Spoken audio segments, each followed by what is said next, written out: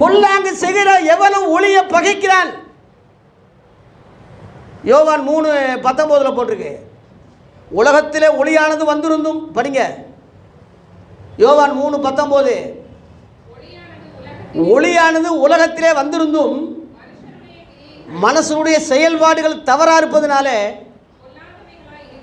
அவங்க இருதயம் முழுவதும் பொல்லாததாக இருக்கிறதுனால அவங்க ஒளியை விட இருளை விரும்புகிறது அந்த தண்டனைக்கு காரணமாக இருக்குது. தேவன் தண்டனை கொடுக்க மாட்டார், அவன் ஆப்பு வச்சுக்கிறான். அப்புறம் படிங்க, அதான் பொல்லாங்கு செய்கிற எவனும் இந்த ஒளியை பகைக்கிறான். தன்னுடைய செயல்பாடுகள்லாம் வெளியே தெரியக்கூடாதுன்னு ஒளியினிடத்தில் வராது இருக்கிறான். ஆனால் வர்றவன் யார்? 21, சத்தியத்தின்படி உண்மையிலேயே செய்ய நினைக்கிறவன் தன்